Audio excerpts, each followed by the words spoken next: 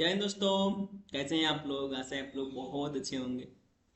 तो हम लोग शुरुआत करते हैं। आज हम लोग जो जीएस की जो हम लोग क्लास करना था, जिसमें हम लोग क्या पढ़ रहे थे, तो अजात शत्रु को। ठीक है, तो अजात शत्रु भी हम लोग का कंप्लीट हो चुका था।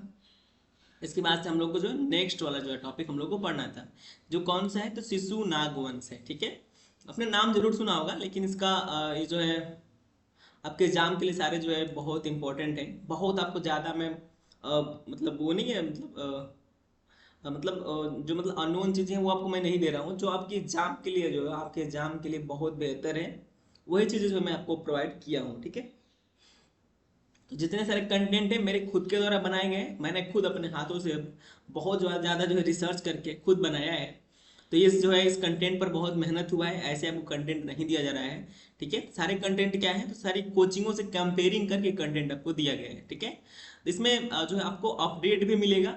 तो बिल्कुल आपको जो है टेंशन नहीं लेना है। आपको इस जो है, आपको देखिए स्टैटिक जो चार जो जीएस है ना, देखिए हिस्ट्री, हिस्ट्री हो गया, ज्योग्राफी हो गया, पॉलिटी हो गया, इकोनॉमी हो गया, इसके लिए आपको कहीं जाने की जरूरत नहीं है। इसके लिए फॉलो कर लीजिए किसको? मनीष को। ठीक है, तो अगर आप आरपीएफ के जो है कैंडिडेट हैं, तो आप जो है कंपलसरी हमसे कनेक्ट कर सकते हैं इसे कमेंट के माध्यम से, या ईमेल कर सकते हैं। आपको इस चैनल पर आपको ईमेल भी मिल जाएगा। ठीक है, तो चलते हैं, आज हम लोग अपना कोर्स स्टार्ट करते हैं एंशिएंट हिस्ट्री का। तो क्या पढ़ रहे थे हम लोग? याद है आपको हम लोगों ने कहाँ कहाँ से पढ़ कर आए हैं हम लोग? तो देखिए हम लोग पाषाण काल से पढ़ कर आए हैं, और हम लोग कहाँ आ चुके हैं? मगध साम्राज्य में। वह व्यक्ति, हम लोग देखिए इतिहास पढ़ रहे हैं ना, तो हम लोग क्या थे, तो अभी जो है पत्थरों पर रहते थे, और जो है जैसे कि हम वृक्षों पर रहते थे, और मतलब खाल पहनते थे कमर में, याद है आपको? वहां से मैं आपको पढ़ा रहा हूँ, और वहां तक लेकर आ गया हूँ कि जहां पर ये लोग साम्राज्य बना रहे हैं। आपको समझ में आ रहा है कि वहां वहां से आकर व्यक्ति अब क्या कर रहे हैं, यहाँ पर साम्राज्य बना रहे हैं। जिला वाला तो छोड़ दीजिए, साम्राज्य।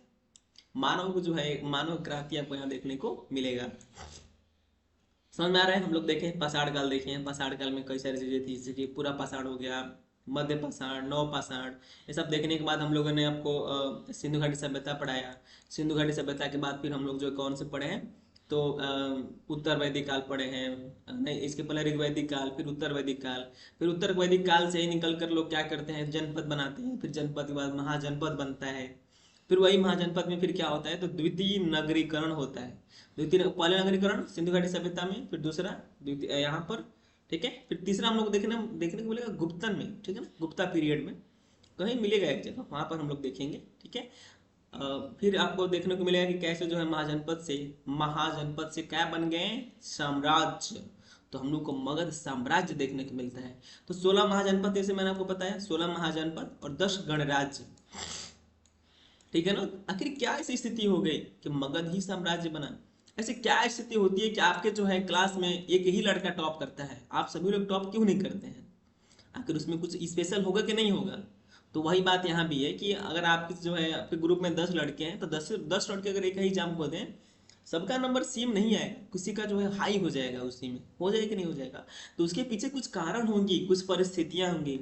वो लड़का हो सकता है कि आपके साथ घूमता हो, लेकिन घर जाकर के पढ़ता हो 6 घंटे, 6 घंटे, 7 घंटे, परंतु आपको बताता नहीं हो कि मैं पढ़ता भी हूँ। ये भी हो सकता है। ठीक है, और आपके साथ घूम रहा है, आपका भी टाइम बर्बाद कर रहा है। आपने देखा ना 3 इडियट? ठीक है, तो वैसी चीजें हैं।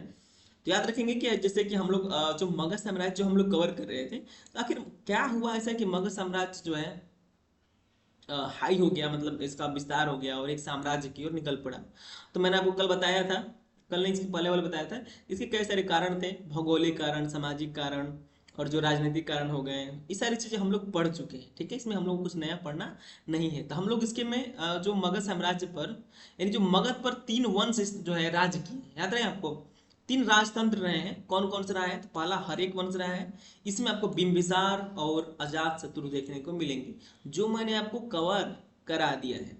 आज हम लोग को देखना है शिशुनाग वंश, लास्ट में नंद वंश। ठीक है, ये दोनों उतने इंपॉर्टेंट नहीं है, लेकिन आप एक एक बार पढ़ लीजिए, क्योंकि आजकल जो है जो इंपॉर्टेंट नहीं रह रहा है ना, वहीं से क्वेश्चन बना रहे हैं सब। तो प्लीज आप लोग थोड़ा सा धैर्य से पढ़िए, क्योंकि हर एक, तो अजात शत्रु बिंबिसार से कई बार क्वेश्चन पूछ चुके हैं हम लोग, यहाँ से बचा हुआ है टॉपिक, तो उठाकर पूछेंगे। ठीक है ना। बाकी अगर आपको कहेंगे तो आपको जो है किसी स्पेशल एग्जाम से अगर 10 लड़के अगर कमेंट करते हैं तो उस पर हम लोग प्रीवियस ईयर क्वेश्चन लेकर आएंगे, उसमें टेस्ट सीरीज लेकर आएंगे, जो आपके लिए बहुत बेनिफिट होगा। ठीक है, चलते हैं हम लोग शिशुनाग वंश पर।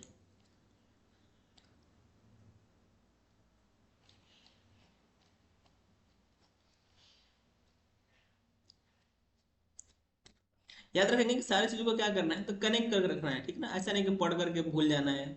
आर्यो जैसे हम लोग को थोड़ा सा पढ़ना है, उसको कनेक्ट करके रखना है।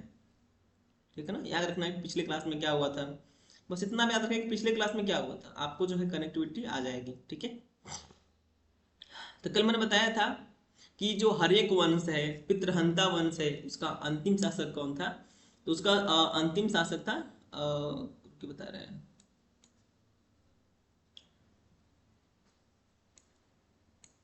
हाँ नाग दशक, नाम क्या था, नाग दशक। ठीक है, तो जो नाग दशक है वो हर्यक वंश के अंतिम शासक रहे थे। और उसके बाद इनकी हत्या कौन किया था, शिशुनाग। तो भाई जाहिर सी बात है जो हत्या करेगा उसी का तो राज चलेगा। जो आखिर जीत गया ना हत्या का मतलब, तो शिशुनाग फिर जीत गए यहाँ पर उसको मार करके।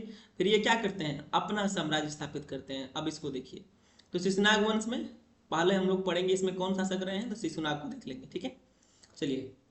शिशुनाग वंश की स्थापना किसने किया था, भाई जाहिर सी बात है शिशुनाग ही करेगा। इसकी जाति कौन सी थी, इसकी देखिए कास्ट एग्जाम में पूछ लेते हैं सब। ये क्षत्रिय जाति के रहने वाले थे। ठीक है, इनकी राजधानी कहाँ थी, तो वैशाली पाटलिपुत्र।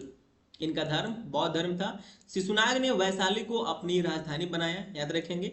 इसने अवंती तथा वज्जी संघ को जीतकर मगध साम्राज्य में मिला लिया। ये क्या करता है, अवंती को जीतता है और वज्जी संघ को भी। ठीक है, शिशुनाग जो है मगध का जो है मगध का शासक बनने से पूर्व बनारस का राज्यपाल हुआ करता था। याद रखेंगे, जो शिशुनाग है पहले कहाँ का राज था, बनारस का। ठीक है, आज मैं बनारस में ही रहता हूँ। ठीक है, अगर आपको बनारस में आकर मुझसे मिलना हो या बनारस में आकर कोई प्रॉब्लम हो तो आप हमें जल्दी कनेक्ट कर सकते हैं। ठीक है, कमेंट के माध्यम से भी करेंगे तो हम लोग आपको जो है कनेक्ट कर लेंगे। ठीक है, बनारस है, ये बनारस एक ऐतिहासिक जगह है। तो शिशुनाग जो है क्या मतलब जो है, जो शिशुनाग है वो मगध का शासक बनने से पहले कहाँ का राज्यपाल हुआ करता था, तो बनारस का। ठीक है, शिशुनाग के बाद उसका पुत्र जो है कालाशोक, ये इंपॉर्टेंट है, याद रखेंगे। कालाशोक से जो है एग्जाम में क्वेश्चन बनता है। तो उसका पुत्र जो है कालाशोक जो है शासक हुआ। इसने वैशाली के स्थान पर पाटलिपुत्र को राजधानी बनाया। ठीक है, अब कालाशोक के बारे में देख लेते हैं। देखिए, आपने प्रथम बौद्ध संगति पढ़ा था, किसी समय हुआ था, तो अजात शत्रु के समय। शासक कौन था, अजात शत्रु। और द्वितीय जो बौद्ध संगति होता है वो किसके द्वारा होता है, तो कालाशोक द्वारा होता है। ठीक है, और द्वितीय बौद्ध संगति किसके द्वारा होता है, कालाशोक के द्वारा। और कहाँ में, तो वैशाली में। इस वंश के अंतिम शासक महानंदिन की हत्या कौन करता है, महानंदिन की हत्या महापद्मानंद। ठीक है, ये कौन थे, तो ये नंद नंद नंदे थे। ठीक है, ये नंद लोग थे। फिर यही महापद्मानंद क्या करते हैं, तो जो अंतिम शासक था शिशुनाग वंश का महानंदिन, इसकी हत्या करके महापद्मानंद फिर गद्दी पर बैठता है और नंद वंश की स्थापना करता है। ठीक है, और इन्हीं नंदों को मारेगा कौन, चंद्रगुप्त मौर्य। याद रखेंगे, एक बार फिगर देख लीजिए। फिगर देख लीजिए, स्क्रीनशॉट ले सकते हैं आप लोग, इसका जरूर नोट्स बनाइएगा, क्योंकि जीएस क्लास है, इस पर आपसे ज़्यादा इस पर क्लास पर मेहनत किया गया है आपके जो है तीन चार एग्जामों को लेकर के। ठीक है ना, क्योंकि वहाँ पर ऐसे ही क्वेश्चन बनते हैं। ये पढ़ लेंगे तो आप क्वेश्चन लगा लेंगे। स्टेट पीसीएस हो गया आपका, आप जो है सीडीएस के देते होंगे, आप सीडीएस के देते होंगे, जीएस वही रहता है, एनडीए में भी ज़्यादा अलग नहीं देखने को मिलेगा आपको। तो जीएस के लिए तो भाई कंप्लीट क्लासेस आपको देखने को मिलेगी। ये देख लीजिए, एनसीईआरटी देख लीजिए जो मैं पढ़ा रहा हूँ। आखिर आपको कौन हराएगा, 4 महीने आपको समय दीजिए ना जीएस में, 5-5 घंटे दे दीजिए। तो ये फिगर देख लीजिएगा, इसको बना लीजिएगा, बना लेंगे तो आपके माइंड में आ जाएगा। ठीक है,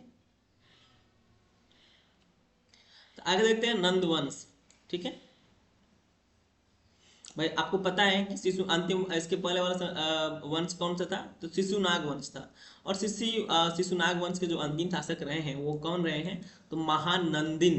महानंदिन, और महानंदिन को मार कौन देता है लास्ट में, तो महापद्मानंद मार देता है। और महापद्मानंद कौन है, तो नंद वंश का जो है मतलब जो है स्थापना जो किया है वही है। ठीक है, और महापद्मनंद क्या करता है, इसको मार करके महानंदिन को नंद वंश की स्थापना करता है।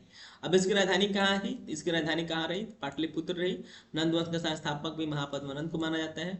महापद्मनंद की उपाधि एक राट सर्व छत्र नाशक द्वितीय परशुराम भार्गव उग्रसेन के नाम से जाना जाता है।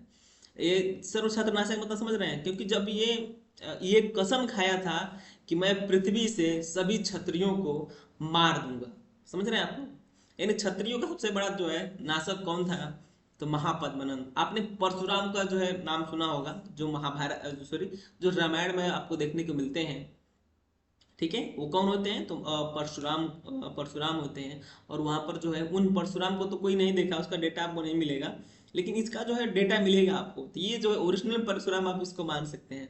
ये क्या करता है, तो सभी छत्र जितने छत्र, क्योंकि भाई वो परशुराम थे इसके पहले वाले, वो भी क्या थे, तो वह भी जो थे ना मतलब वो सभी क्षत्रियों को मारने का कसम खाए हुए थे कि मैं सभी क्षत्रियों को क्या करूंगा, मार दूंगा। तो फरसा लेकर घूम रहे थे, हम लोगों ने देखा है नाटकों में, कहानियों में।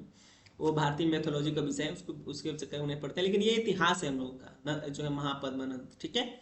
आपके एग्जाम में ये पूछेगा, वो आपसे नहीं पूछेगा, ठीक है, याद रखेंगे। तो ये सारे इनको नामों से जाना जाता है। अब जो महापद्मनंद है ना, इसे काम क्या माना गया है, शूद्र माना गया है। यानी प्रथम शूद्र वंश की स्थापना को किसे माना जाती है, तो जो है नंद वंश को ही माना जाता है, ठीक है। तो भारत के प्रथम शूद्र वंश कौन है, तो नंद, ये शूद्रों का राज था, समझ रहे हैं।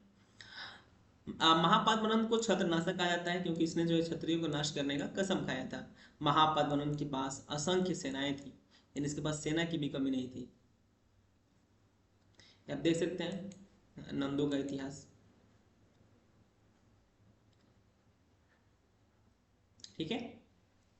नर्मदा को पार करके दक्षिण अभियान करने वाला मगध का प्रथम शासक था, ठीक है ना। नर्मदा नदी आपका जो है कुछ ना कुछ यहाँ पर होगी, कि देखते हैं ऊपर फिगर दिया है, हाँ ये देख सकते हैं यहाँ पर नर्मदा नदी दिया है, ठीक है ना, क्या दिया है, नर्मदा नदी।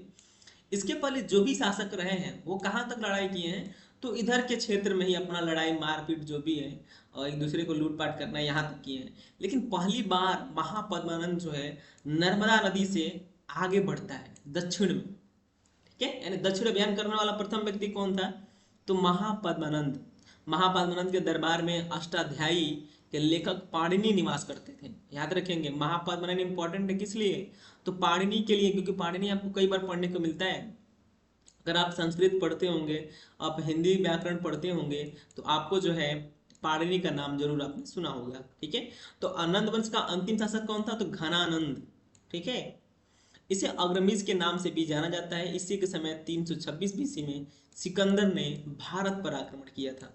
घनानंद ने भद्रसाल तथा सकताल को अपनी मंत्री नियुक्त किया था। अगर आपसे एग्जाम में पूछा जाए कि भद्रसाल और सकताल किसके शासन काल में थे, तो याद रखेंगे घनानंद के। घनानंद की हत्या जो है चंद्रगुप्त मौर्य ने अपने गुरु चाणक्य के साथ मिलकर किया, और यहीं से द मौर्यन एम्पायर की स्थापना होती है। फिर इसी में हम लोगों को जो है चंद्रगुप्त मौर्य को पढ़ना है, फिर इसी में अशोक को पढ़ना है, फिर अशोक के बाद जो आने वाले जो शासक हैं, कि मौर्य का भी डाउनफॉल होता है। क्योंकि हम लोग का भारत जो देश है, यहाँ पर कितने लोग आए कितने लोग गए, यहाँ पर कोई टिका नहीं है, ठीक है। किसी का भी शासक टिका नहीं है, कोई भी वंश टिक नहीं पाया है, ठीक है ना। किसी का भी टाइम पीरियड होता है, साल भर 2 साल, ठीक है। मैक्सिमम हमको लग रहा है कि शायद गुप्ता लोग ज्यादा टिके हैं, इसको हम लोग देखेंगे वहां पर। याद रखेंगे प्रथम जैन संगति। अब देखिए यहाँ पर एक इंपॉर्टेंट है जो आपके यूपीएससी की एग्जाम में भी पूछा था, ठीक है ना। ये यहाँ पर क्या पूछ रहा है, तो ये पूछ रहा है क्योंकि एग्जाम में पूछा था कि जो स्थूल भद्र है, ठीक है, स्थूल भद्र नाम से लेकर पूछ दिया था। तो प्रथम जैन संघ, देखिए बौद्ध संगति तो आप जान गए, प्रथम बौद्ध संगति कौन कराया था, अजातशत्रु ने, ठीक है। द्वितीय बौद्ध संगति कराया था किसने, तो महापद्मानंद ने, ठीक है ना। और जो यहाँ पर आपको देखने को मिलेगा जो है प्रथम जैन संगति, दोनों तो आपने पढ़ लिया, मैंने पढ़ा दिया पिछले इसी क्लास में। लेकिन जो प्रथम जैन संगति है, बौद्ध धर्म जान गए हैं, लेकिन जैन संगति याद रखिएगा। तो जैन संगति कौन कराता है, पहली बार स्थूल भद्र ने कराया था, ठीक है। और स्थूल भद्र कौन है, तो जो है स्थूल भद्र जो है सकताल कोई राजा हुआ करता था, उसके पुत्र हुआ करते। तो समझ में आ रहा है आपको इतनी बातें। तो हम लोग का लास्ट है यहाँ पर, तो हम लोग का ये कंप्लीट होता है मगध साम्राज्य, ठीक है, यहीं से हम लोग मगध साम्राज्य कंप्लीट करते हैं और मगध को यहीं से टाटा बाय बाय करेंगे और इसी का जो है यहीं से द एंड करेंगे। ठीक है, इसके बाद हम लोग को पढ़ना है द मौर्यन पीरियड। ठीक है, मौर्य एम्पायर को हम लोग पढ़ेंगे। आखिर फिर समझ में आ रहा है कि नहीं आ रहा है आपको? भाई पहले मगध बना, फिर मगध के बाद जो है इसमें से जो है शासक इसमें सारे मारे गए और अंतिम शासक कौन रहा मगध का? तो नंद वाले रहे, घनानंद। तो घनानंद को भी मार देता है जो है वही चंद्रगुप्त मौर्य, और फिर क्या करता है वो साम्राज्य करता है और उसका नाम देता है मौर्यन पीरियड। तो आज के लिए बस इतना ही, नेक्स्ट क्लास हम लोग नेक्स्ट लेंगे। थैंक यू, कोई प्रॉब्लम हो तो जरूर बताएं।